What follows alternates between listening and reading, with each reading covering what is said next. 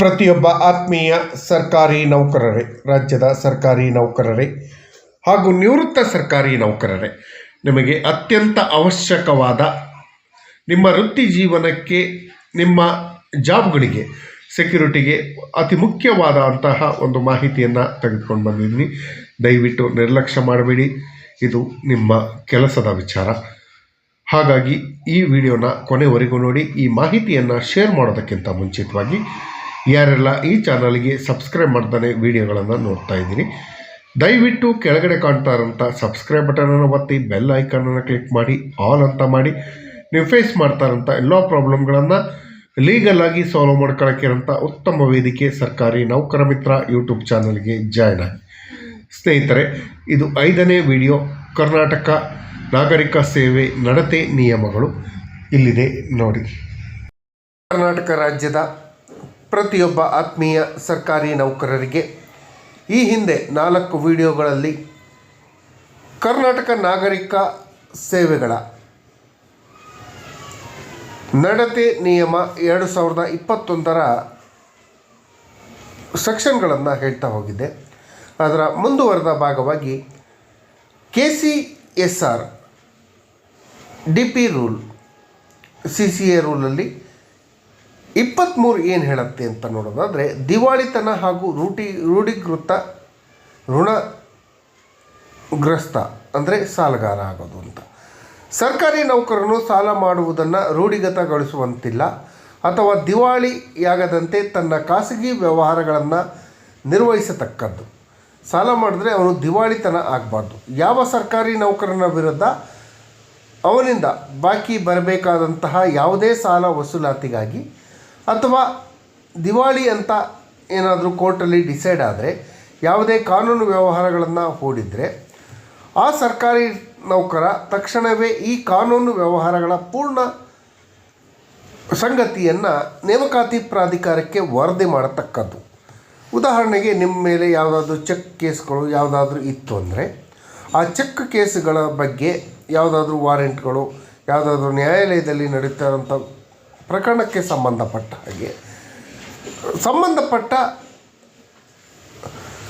ನೇಮಕಾತಿ ಪ್ರಾಧಿಕಾರಕ್ಕೆ ತಿಳಿಸೋದು ಕಡ್ಡಾಯ ಅಂತ ಹೇಳಿ 23ರಲ್ಲಿ ತಿಳಿಸಿದೆ. 24ನೇ ವಿಧಿ ಏನು ಹೇಳುತ್ತೆ? ವಿಧಿ ಅಂದರೆ ನಿಯಮ ಏನು ಹೇಳುತ್ತೆ ಅಂದರೆ, ಚರ, ಸ್ಥಿರ ಹಾಗೂ ಬೆಲೆ ಬಾಳುವ ವಸ್ತುಗಳು. ಪ್ರತಿಯೊಬ್ಬ ಸರ್ಕಾರಿ ನೌಕರ ಯಾವುದೇ ಒಂದು ಸರ್ವೀಸಲ್ಲಿದ್ದಾಗ ಅಥವಾ ಹುದ್ದೆಗೆ ಮೊದಲು ನೇಮಕಗೊಳ್ಳುವಾಗ ಆತ ತನ್ನ ಸ್ವಂತ ಹೆಸರಿನಲ್ಲಾಗಲಿ ಅಥವಾ ತನ್ನ ಕುಟುಂಬದ ಯಾರ ಸದಸ್ಯರ ಹೆಸರಿನಲ್ಲಾಗಲಿ, ಯಾವುದೇ ಇತರೆ ವ್ಯಕ್ತಿಗಳ ಹೆಸರಿನಲ್ಲಾಗಲಿ ಪಿತ್ರಾರ್ಜಿತವಾಗಿ ಬಂದ ಅಥವಾ ಸ್ವಯಾರ್ಜಿತವಾದಂತಹ ಅಥವಾ ಗುತ್ತಿಗೆ ಅಥವಾ ಅಡಮಾನದ ಮೇಲೆ ತಾನು ಹೊಂದಿರುವಂಥ ಸ್ಥಿರಾಸ್ತಿ ಪೂರ್ಣ ವಿವರವನ್ನು ನಿಗದಿತ ನಮೂನೆಯಲ್ಲಿ ತನ್ನ ಚರಾಸ್ತಿ ಹಾಗೂ ಸ್ಥಿರಾಸ್ತಿಯ ವಿವರ ಪಟ್ಟಿಯನ್ನು ಪೂರಕ ದಾಖಲಾತಿಗಳೊಂದಿಗೆ 3 ತಿಂಗಳ ಒಳಗಾಗಿ ಸಲ್ಲಿಕೆ ಮಾಡಬೇಕು ಅನ್ನೋದು ಇದೆ. ನೀವು ಪ್ರತಿ ವರ್ಷ ACR APRಗಳನ್ನು ಕೊಡ್ತಿರಲ್ಲ, ಅದಕ್ಕೆ ಸಂಬಂಧಪಟ್ಟ ಹಾಗೆ. ಕೊಡಲಿಲ್ಲ ಅಂದರೆ ಅದು ಸಮಸ್ಯೆಗಳು ಆಗ್ತವೆ. ಅದ್ರ ಬಗ್ಗೆ ಮುಂದಿನ ವಿಡಿಯೋದಲ್ಲಿ ಕ್ಲಿಯರ್ ಕಟ್ಟಾಗಿ ತಿಳಿಸೋಂಥ ಕೆಲಸವನ್ನು ಮಾಡ್ತಾ ಹೋಗ್ತೀನಿ.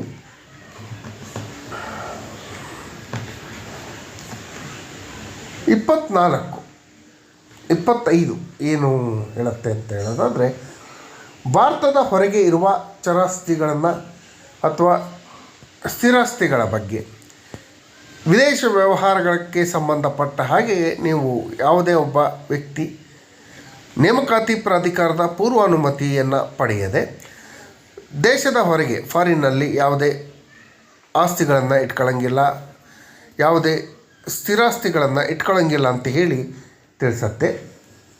ಮುಂದಿನ ಸೆಕ್ಷನ್ ಏನಂದರೆ, ನಿಯಮ 27ರಲ್ಲಿ ಅಪ್ರಾಪ್ತ ವಯಸ್ಕರ ಪಾಲನೆ.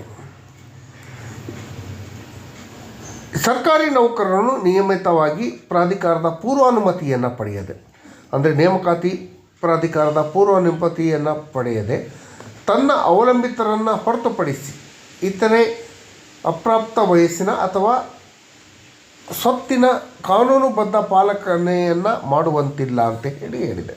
ಉದಾಹರಣೆಗೆ, ನೀವು ಯಾವುದೋ ಒಂದು ರಸ್ತೆಯಲ್ಲಿ ಹೋಗ್ತಾ ಇರ್ತೀರಿ. ಆ ರಸ್ತೆಯಲ್ಲಿ ಹೋದಾಗ ಅಥವಾ ಯಾವುದೋ ಡ್ಯೂಟಿಲಿ ಹೋದಾಗ ಯಾರೋ ಒಬ್ಬರು ಮಕ್ಕಳು ಸಿಗ್ತಾರೆ, ಅವರು ಅನಾಥರಾಗಿರ್ತಾರೆ, ಅವರಿಗೆ ಯಾರೂ ಹಿಂದೆ ಮುಂದೆ ಇರೋದಿಲ್ಲ. ಅಂಥ ಸಮಯದಲ್ಲಿ ನಾವೇ ಸಾಕ್ಬಿಡೋಣ ಅಂತ ಹೇಳಿ ಸಾಕೋ ಹಾಗಿಲ್ಲ, ಇದು ಕಾನೂನಿನಲ್ಲಿ ಒಪ್ಪೋದಿಲ್ಲ. ತಮ್ಮ ಅವಲಂಬಿತರಾಗಿದ್ದರೆ ನೋ ಪ್ರಾಬ್ಲಮ್, ತಮ್ಮ ರಿಲೇಷನ್ನು ತಮ್ಮ ಅವಲಂಬಿತರಾಗಿದ್ದರೆ ಅಪ್ರಾಪ್ತರನ್ನು ನೀವು ಪಾಲನೆ ಮಾಡ್ಬೋದು, ಅಥವಾ ಹೊರಗಡೆಯವ್ರನ್ನ ನೀವು ಪಾಲನೆ ಮಾಡೋಕ್ಕಿಂತ ಮುಂಚಿತವಾಗಿ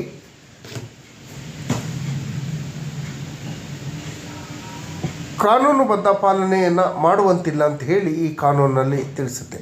ಅನಧಿಕೃತ ಅಥವಾ ಇತರೆ ಪ್ರಭಾವ ಅಂದರೆ 28 ಸೆಕ್ಷನ್ 28ರಲ್ಲಿ ಏನು ಹೇಳುತ್ತೆ ಅಂದರೆ, ಯಾವುದೇ ಒಬ್ಬ ಸರ್ಕಾರಿ ನೌಕರ ಸರ್ಕಾರದ ಅಧೀನದಲ್ಲಿರುವ ತನ್ನ ಸೇವೆಗೆ ಸಂಬಂಧಪಟ್ಟ ವಿಷಯಗಳನ್ನು ಆತನ ಹಿತಾಸಕ್ತಿಯನ್ನು ಸಾಧಿಸಿಕೊಳ್ಳಲು ಯಾವುದೇ ವರಿಷ್ಠ ಅಧಿಕಾರಿಗಳ ಮೇಲೆ ಯಾವುದೇ ರಾಜಕೀಯ ಅಥವಾ ಇತರೆ ಪ್ರಭಾವವನ್ನು ತರತಕ್ಕದ್ದಲ್ಲ.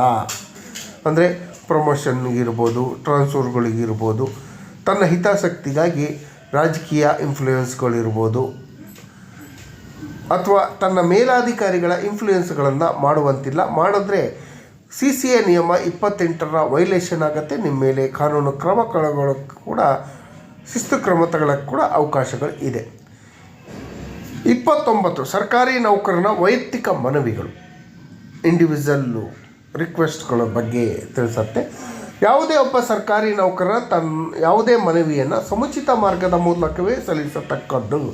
ಈಗ ನೀವು ಒಬ್ಬರು SDA ಆಗಿರ್ತೀವಿ ಅಥವಾ D ದರ್ಜೆ ನೌಕರರಾಗಿರ್ತೀವಿ, ನೀವು ನೇರವಾಗಿ DC ಅವರಿಗಾಗಲಿ ಅಥವಾ ತಹಸೀಲ್ದಾರ್ ಅವರಿಗಾಗಲಿ ಅಥವಾ ನಿಮ್ಮ ಮೇಲ್ಮಟ್ಟದ ಅಧಿಕಾರಿಗಳಿಗಾಗಿ ಅರ್ಜಿಯನ್ನು ಸಲ್ಲಿಸುವಂತಿಲ್ಲ. ಅದನ್ನು ಸಮುಚಿತ ಮಾರ್ಗದಲ್ಲಿ ಮಾತ್ರ ಸಲ್ಲಿಸತಕ್ಕದ್ದು. ಅಂದರೆ ಒಬ್ಬ ಪೊಲೀಸ್ ಆಗಿದ್ದರೆ ಆತ ತನ್ನ PSI ಮೂಲಕ, ಇನ್ಸ್ಪೆಕ್ಟರ್ ಮೂಲಕ, DYSP ಮೂಲಕ ಸಮುಚಿತ ಮಾರ್ಗದಲ್ಲಿ ಸಲ್ಲಿಸತಕ್ಕದ್ದು. ಅದನ್ನು ಸರ್ಕಾರಕ್ಕೆ ಮುಂಗಡ ಪ್ರತಿಯನ್ನು ಸಂಬಂಧಪಟ್ಟ ಇಲಾಖೆಯ ಸರ್ಕಾರದ ಕಾರ್ಯದರ್ಶಿಯವರಿಗೆ ಮಾತ್ರ ಸಲ್ಲಿಸತಕ್ಕದ್ದು. ಆದರೆ ಇಲಾಖೆಯ ಪ್ರಭಾರದಲ್ಲಿರುವಂತಹ ಸಚಿವರಿಗೆ ಸಲ್ಲಿಸುವಂತಿಲ್ಲ. ಸರ್ಕಾರಿ ನೌಕರನು ತನ್ನ ನಿಕಟ ಉನ್ನತ ಅಧಿಕಾರಿಗಳಿಗೆ ಸಲ್ಲಿಸಿದ ಮನವಿಯನ್ನು 2 ತಿಂಗಳ ಒಳಗಾಗಿ ಪರಿಗಣಿಸದೇ ಇದ್ದಲ್ಲಿ ಅಥವಾ ಆತನಿಗೆ ಹಿಂಬರ ನೀಡದಿದ್ದಲ್ಲಿ ಆತ ನಂತರ ಉನ್ನತ ಪ್ರಾಧಿಕಾರಕ್ಕೆ ಮನವಿ ಸಲ್ಲಿಸಬಹುದು. ನೇರವಾಗಿ ಸಲ್ಲಿಸುವಂತಿಲ್ಲ ಅಂತ ಹೇಳಿ ಕೂಡ ಈ ನಿಯಮ 29ರಲ್ಲಿ ತಿಳಿಸುತ್ತೆ. ಅವನು ಸಲ್ಲಿಸಿರುವ ಮನವಿಯನ್ನು ಪರಿಗಣಿಸುವಾಗ ಅಥವಾ ಅದಕ್ಕೆ ಈಗಾಗಲೇ ಹಿಂಬರ ನೀಡಿದಾಗ, ಆತನ ಮನವಿಯನ್ನು ಈಗಾಗಲೇ ನಿರ್ಣಯ ತೆಗೆದುಕೊಂಡಾಗ ಅದೇ ಮನವಿಯನ್ನು ಪದೇ ಪದೇ ಸಲ್ಲಿಸತಕ್ಕದ್ದಲ್ಲ ಅಂತ ಹೇಳಿ ತಿಳಿಸಿದೆ. ಅದರಲ್ಲಿ ಏನಾದರೂ ಅನ್ಯಾಯಗಳಾಗಿದ್ದಾಗ ನೀವು ಅಪೀಲನ್ನು ಸಲ್ಲಿಸ್ಬೋದು. ನಿಯಮ 30ರಲ್ಲಿ ವಿವಾಹದ ಸಂಬಂಧಕ್ಕೆ ಸಂಬಂಧಪಟ್ಟ ಹಾಗೆ, ಮ್ಯಾರೇಜಿಗೆ ಸಂಬಂಧಪಟ್ಟ ಹಾಗೆ ಇದೆ. ಸರ್ಕಾರಿ ನೌಕರನು ತತ್ಕಾಲದಲ್ಲಿ ಅನ್ವಯವಾಗುವ ವೈಯಕ್ತಿಕ ಕಾನೂನಿನ ಅಡಿಯಲ್ಲಿ ಇದ್ರೂ ಕೂಡ ಸರ್ಕಾರಿ ನಿಯಮಗಳನ್ನು ಪಾಲನೆ ಮಾಡೋಕ್ಕೆ ಬೇಕಾಗತ್ತೆ. ಯಾವುದೇ ಸರ್ಕಾರಿ ನೌಕರ ತನ್ನ ಜೀವಂತ ಪತಿ ಅಥವಾ ಪತ್ನಿಯನ್ನು ಹೊಂದಿರುವ ವ್ಯಕ್ತಿಯೊಂದಿಗೆ ವಿವಾಹ ಅಥವಾ ವಿವಾಹದ ಒಪ್ಪಂದವನ್ನು ಮಾಡಿಕೊಳ್ಳುವಂತಿಲ್ಲ. ತನ್ನ ಜೀವಂತ ಪತಿ ಅಥವಾ ಪತ್ನಿಯನ್ನು ಹೊಂದಿರುವ ಯಾವುದೇ ಒಬ್ಬ ಸರ್ಕಾರಿ ನೌಕರರ ಯಾವುದೇ ವ್ಯಕ್ತಿಯೊಂದಿಗೆ ವಿವಾಹ ಒಪ್ಪಂದ ಹೊಂದತಕ್ಕದ್ದಲ್ಲ ಅಂತ ಹೇಳಿ ಕೂಡ ತಿಳಿಸಿದೆ. ಭಾರತದ ರಾಷ್ಟ್ರೀಯತೆ ಇಲ್ಲದೆ ಇತರೆ ವ್ಯಕ್ತಿಗಳನ್ನು ವಿವಾಹವಾಗುವುದು ಅಥವಾ ವಿವಾಹದ ಮುಂಚಿತವಾಗಿ ಸರ್ಕಾರಿ ನೌಕರ ನಿಯಮಿತವಾಗಿ ಈ ಬಗ್ಗೆ ನೇಮಕಾತಿ ಪ್ರಾಧಿಕಾರಕ್ಕೆ ಅರ್ಜಿಯನ್ನು ಸಲ್ಲಿಸಬೇಕು ಅಂತ ಹೇಳಿ ಅರ್ಜಿ ಸಲ್ಲಿಸಿ ಮನವಿಯನ್ನು ಮಾಡಿಕೊಂಡು ಅನುಮತಿಯನ್ನು ಪಡ್ಕೊಬೇಕು. ನೀವು ಇಂಡಿಯಾದವರಾಗಿರ್ತೀರಿ, ಬೇರೆ ಯಾವುದಾದ್ರು ದೇಶದ ಹೆಣ್ಣುಮಗಳನ್ನು ಮದುವೆ ಆಗಬೇಕು ಅಂದಾಗ ಅವರು ಅನುಮತಿ ಕಡ್ಡಾಯ ಅಂತ ಹೇಳಿ ಈ ನಿಯಮದಲ್ಲಿ ತಿಳಿಸಿದೆ. 31 ತುಂಬ ಇಂಪಾರ್ಟೆಂಟ್ ಆದ ನಿಯಮ ಇದು. ಮಾದಕ ಪಾನೀಯ ಹಾಗೂ ಮಾದಕ ವಸ್ತುಗಳ ಸೇವನೆ ಕುರಿತು ಯಾವುದೇ ಸರ್ಕಾರಿ ನೌಕರ ಯಾವುದೇ ಪ್ರದೇಶದಲ್ಲಿ ಮಾದಕ ಪಾನೀಯ ಅಂದರೆ ಡ್ರಿಂಕ್ಸ್ ಮಾಡೋದು ಅಥವಾ ಮಾದಕ ವಸ್ತುಗಳಿಗೆ ಸಂಬಂಧಪಟ್ಟ ಜಾರಿಯಲ್ಲಿರುವ ಯಾವುದೇ ಕಾನೂನುಗಳನ್ನು ಕಟ್ಟುನಿಟ್ಟಾಗಿ ಪಾಲನೆ ಮಾಡತಕ್ಕದ್ದು, ತನ್ನ ಅಧಿಕೃತ ಕರ್ತವ್ಯದ ಸಮಯದಲ್ಲಿ ಯಾವುದೇ ಅಮಲು ಪದಾರ್ಥಗಳು, ಮದ್ಯಪಾನ ಅಥವಾ ಅಮಲು ವಸ್ತುಗಳನ್ನು ಸೇವನೆ ಮಾಡಬಾರ್ದು. ಸಾರ್ವಜನಿಕ ಸ್ಥಳದಲ್ಲಿ ಯಾವುದೇ ಮಾದಕ ಪಾನೀಯ ಅಂದರೆ ಡ್ರಿಂಕ್ಸ್ ಮಾಡೋದು ಅಥವಾ ಡ್ರಗ್ಸ್ಗಳನ್ನು ತೆಗೆದುಕೊಳ್ಳತಕ್ಕದ್ದಲ್ಲ. ಕುಡಿದ ಮತ್ತಿನ ಸ್ಥಿತಿಯಲ್ಲಿ ಸಾರ್ವಜನಿಕ ಸ್ಥಳದಲ್ಲಿ ಕಾಣಿಸಿಕೊಳ್ಳತಕ್ಕದ್ದಲ್ಲ ಅಂತ ಹೇಳಿ ಕೂಡ ಇಲ್ಲಿ ತಿಳಿಸಿದೆ. ರೂಢಿಗತ ಯಾವುದೇ ಪಾನೀಯಗಳನ್ನು ಅಥವಾ ಮಾದಕ ವಸ್ತುಗಳನ್ನು ಸೇರಿಸುವತಕ್ಕದ್ದಲ್ಲ ಅಂತ ಹೇಳಿ ಕೂಡ ನಿಯಮ 31ರಲ್ಲಿ ಹೇಳುತ್ತೆ. ಸಾರ್ವಜನಿಕ ಸ್ಥಳ ಅಂದರೆ ಏನು? ಹಣ ಪಾವತಿ ಮಾಡಿ ಅನ್ಯತಃ ಸಾರ್ವಜನಿಕ ವಾಹನ ಸೇರಿದಂತೆ ಪ್ರವೇಶಾವಕಾಶವಿರುವಂತಹ ಪ್ರದೇಶಗಳಲ್ಲಿ, ಸಾರ್ವಜನಿಕರು ಬರುವಂಥ ಪ್ರದೇಶಗಳಲ್ಲಿ ಅದು ಸಾರ್ವಜನಿಕ ಸ್ಥಳ ಅಂತ ಹೇಳಿ ನಿರ್ಣಯ ಆಗತ್ತೆ. ಅಪ್ರಾಪ್ತ ಮಕ್ಕಳಿಗೆ ಕೆಲಸ ಮಾಡಿಸೋದು. ಯಾವುದೇ ಒಬ್ಬ ಸರ್ಕಾರಿ ನೌಕರನ ತನ್ನ ಗೃಹ ಕೃತ್ಯಕ್ಕಾಗಿ ಅಥವಾ ತನ್ನ ಅಧಿಕೃತ ಕೆಲಸ ಕಾರ್ಯಗಳಿಗಾಗಿ 18 ವರ್ಷಕ್ಕಿಂತ ಕಡಿಮೆ ವಯಸ್ಸಿನ ಯಾವುದೇ ಮಗುವನ್ನು ಕೆಲಸಕ್ಕೆ ಇಟ್ಕೊಳ್ಳೋಂತಿಲ್ಲ, ಮನೆಯಲ್ಲಿ ಕೆಲಸ ಮಾಡಿಸೋ ಹಾಗೆ ಇಲ್ಲ. ಯಾವುದೇ ಸರ್ಕಾರಿ ನೌಕರ ಈ ನಿಯಮ ಉಲ್ಲಂಘನೆ ಮಾಡಿದರೆ ತೀವ್ರತರದ ನಿರ್ಲಕ್ಷ್ಯತನ ಆಗತ್ತೆ. ಬಾಲ ಕಾರ್ಮಿಕರನ್ನು ಇಟ್ಕೊಂಡು ಕೆಲಸ ಮಾಡಿಸೋ ಹಾಗಿಲ್ಲ ಅಂಥೇಳಿ ನಿಯಮ 32ರಲ್ಲಿ ಕ್ಲಿಯರ್ ಕಟ್ಟಾಗಿ ತಿಳಿಸತ್ತೆ. ಅದೇ ರೀತಿ ನಿಯಮ 33ರಲ್ಲಿ ಯಾವುದೇ ಒಬ್ಬ ಸರ್ಕಾರಿ ನೌಕರನು ಕೆಲಸದ ಸ್ಥಳದಲ್ಲಿ ಅಥವಾ ಇತರೆ ಯಾವುದೇ ಸ್ಥಳದಲ್ಲಿ ಯಾವುದೇ ಮಹಿಳೆಯವರಿಗೆ ಲೈಂಗಿಕ ಕಿರುಕುಳ ಯಾವುದೇ ಕೃತ್ಯವನ್ನು ಮಾಡುವಂತಿಲ್ಲ ಅಂತ ಹೇಳಿ ನಿಯಮ 33ರಲ್ಲಿ ತಿಳಿಸುತ್ತೆ.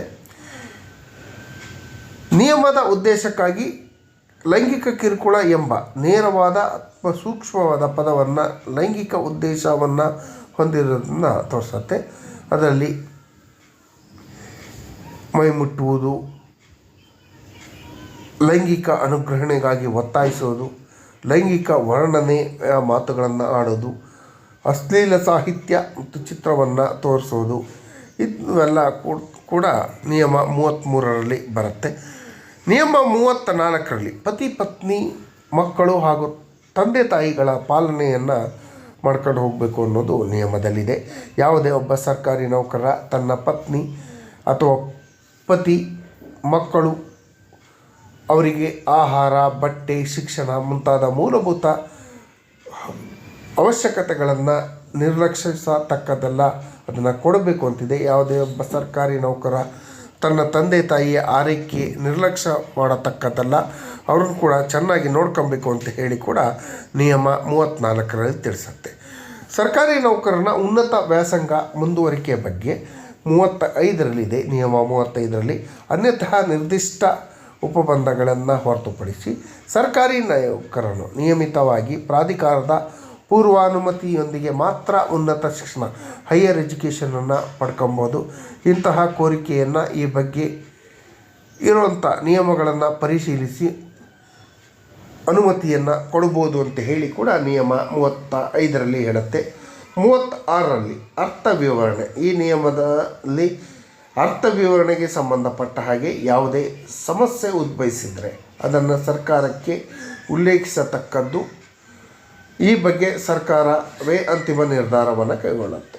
ಅಂದರೆ ಯಾವುದೇ ಒಂದು ನಿಯಮದ ಬಗ್ಗೆ ನಿಮಗೆ ಕ್ಲಾರಿಫಿಕೇಷನ್ ಬೇಕಿದ್ದರೆ ಆ ಕ್ಲಾರಿಫಿಕೇಷನ್ನ ನಿಯಮ 36ರಲ್ಲಿ ಕೇಳ್ಬೋದು.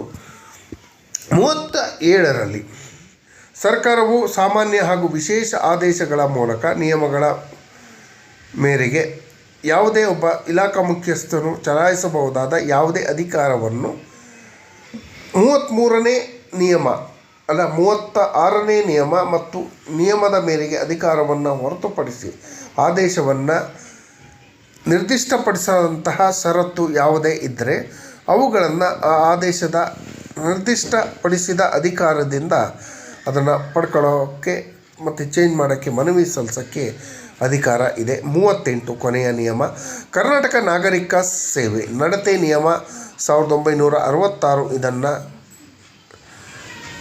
ರದ್ದುಪಡಿಸಿದೆ. ಈ ಹಿಂದೆ ಈ ನಿಯಮ ಜಾರಿಯಲ್ಲಿದ್ದಾಗ ಯಥೋಚಿತವಾಗಿ ಮಾಡಿದ ಅನುಬಂಧಕ್ಕೆ ಸಂಬಂಧಪಟ್ಟ ಈಗ ಅದಿಲ್ಲ ಬಿಡಿ, ಅದ್ರ ಬಗ್ಗೆ ಅವಕಾಶ ಇಲ್ಲ. ಈಗ ಆಲ್ರೆಡಿ 4 ಇದು 5ನೇ ವಿಡಿಯೋ. ಕರ್ನಾಟಕ ನಾಗರಿಕ ಸೇವಾ ನಡತೆ ನಿಯಮಕ್ಕೆ ಸಂಬಂಧಪಟ್ಟ ಹಾಗೆ ಈ ಎಲ್ಲ ವಿಡಿಯೋಗಳ ಲಿಂಕನ್ನು ನಾನು ಡಿಸ್ಕ್ರಿಪ್ಷನಲ್ಲಿ ಹಾಕಿರ್ತೀನಿ. ದಯವಿಟ್ಟು ಆ ವಿಡಿಯೋ ಲಿಂಕನ್ನು ಉಪಯೋಗಿಸ್ಕೊಂಡು ವಿಡಿಯೋಗಳನ್ನು ನೋಡಿ ಸರ್ಕಾರಿ ನೌಕರರಿಗೆ ಯಾವುದೇ ರೀತಿ ತೊಂದರೆ ಆಗದಿದ್ದಂಗೆ ಈ ನಿಯಮಗಳನ್ನು ಪಾಲನೆ ಮಾಡ್ಕೊಂಡು ಹೋಗಿ. ಇದು ನಿಮ್ಮ ಜೀವ ರಕ್ಷಕವಾಗಿ ಕೆಲಸ ಮಾಡುತ್ತೆ ಅಂತ ಹೇಳ್ತಾ ಈ ಮಾಹಿತಿ ನೋಡಿದ್ದಕ್ಕೆ ಧನ್ಯವಾದಗಳು. ಜೈ ಹಿಂದ್.